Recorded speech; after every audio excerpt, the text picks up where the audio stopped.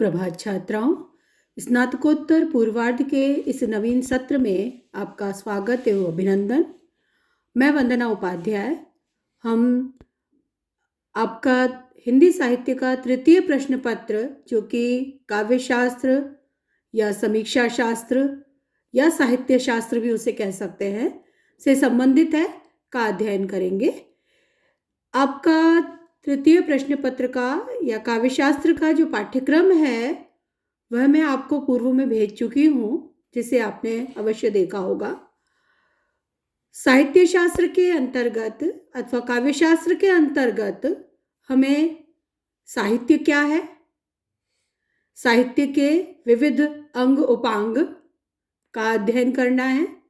इसके अतिरिक्त भारतीय एवं पाश्चात्य काव्यशास्त्रीय जो सिद्धांत हैं या साहित्य शास्त्र के जो सिद्धांत हैं उनका हमें अध्ययन करना है।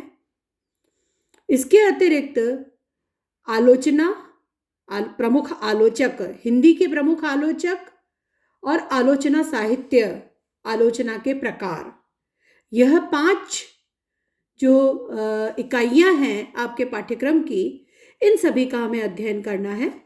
तो आज हम सबसे पहले इसका प्रारंभ साहित्य क्या है इसी से करते हैं, क्योंकि यदि हमें साहित्य शास्त्र को समझना है तो साहित्य शास्त्र को समझने के लिए ये एक अलग तरह का विषय आपको अभी पढ़ना है। पहले मैं इसके बारे में थोड़ी चर्चा कर लूँ।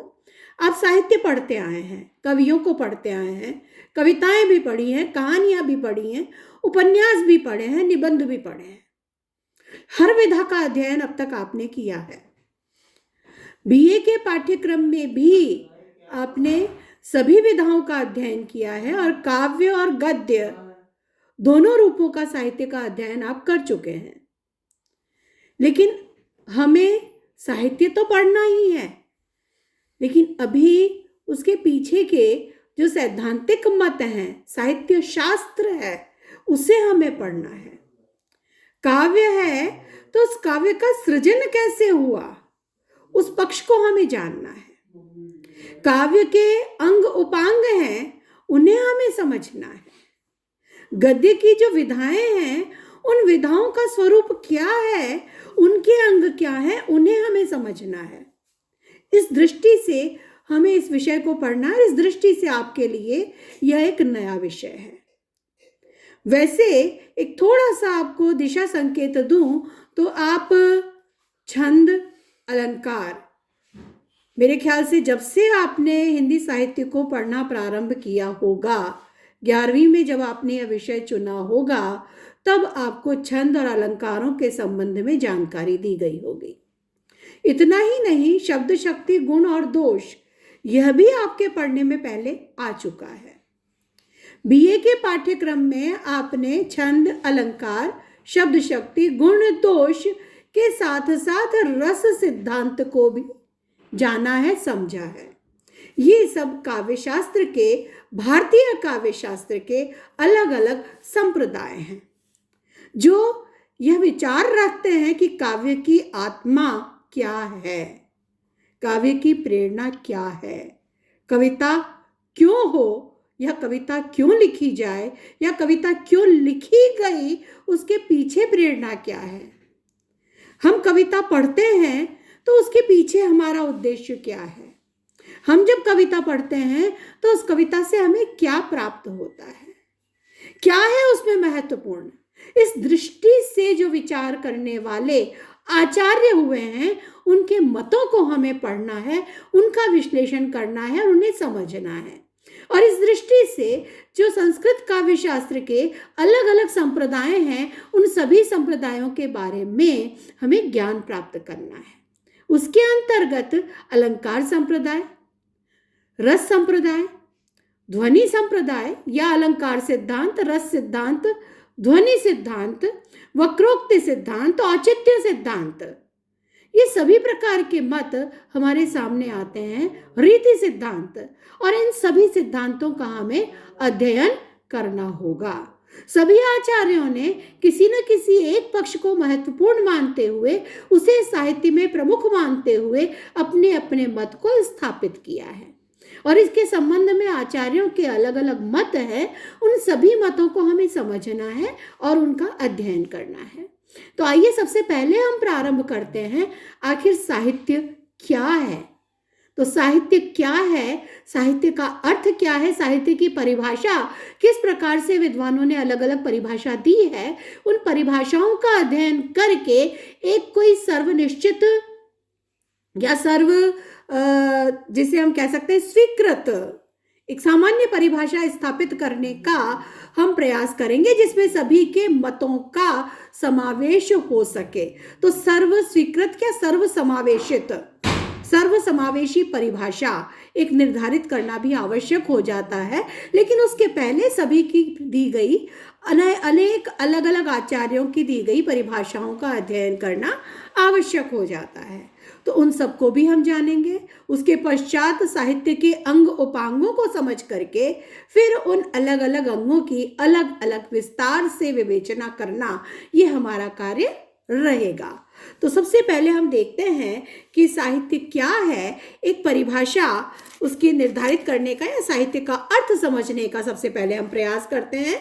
तो साहित्य शब्द, जैसा कि हम देख रहे हैं, साहित्य शब्द है वह कैसे बना है, सहित में यत प्रत्यय जुड़ करके साहित्य शब्द बनता है। और इस साहित्य शब्द में जो सहित है उसका मतलब क्या है, शब्द और अर्थ का यथावत सहभाव अर्थात साथ होना, यानी शब्द और अर्थ से सहित जो बात है वह साहित्य है। एक सीधी सरल सी परिभाषा, सीधा सरल विचार जो साहित्य शब्द से तात्पर्य निकलता है, जो निकाला जाता है, वो ये है। आचार्य भामह जो काव्यालंकार में कहते हैं शब्दार्थो सहितो काव्यम, उसमें भी यही अर्थ निहित है सहित शब्द का। साहित्य शब्द सीधे सीधे मान लिया गया, साहित्य शब्द सहित में यत प्रत्यय जुड़कर बनता है, लेकिन साहित्य शब्द के दो अलग अलग अर्थ लगाए जाते हैं।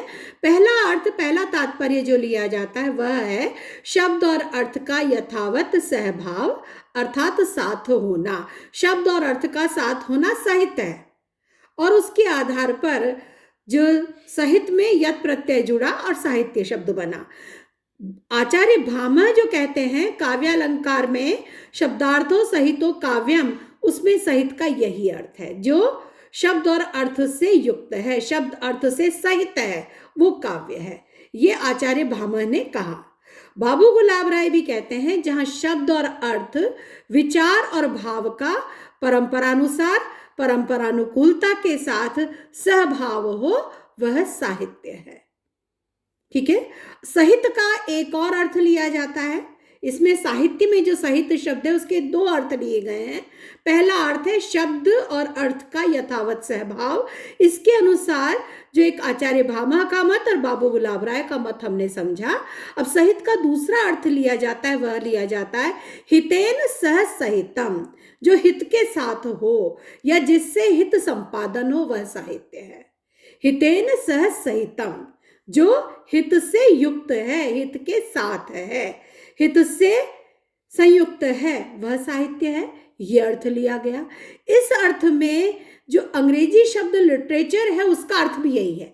अंग्रेजी शब्द लिटरेचर में जो भाव आता है, उस लिटरेचर की जो परिभाषा है वहाँ के विद्वानों ने दी हैं, उन परिभाषाओं के अनुसार उसका जो अर्थ निकलता है, तो यह जो साहित्य का सहित शब्द का अर्थ जो हित से युक्त, सहित, हित से युक्त होना, यह जो अर्थ लिया गया है, यह अर्थ लिटरेचर के अधिक नजदीक है।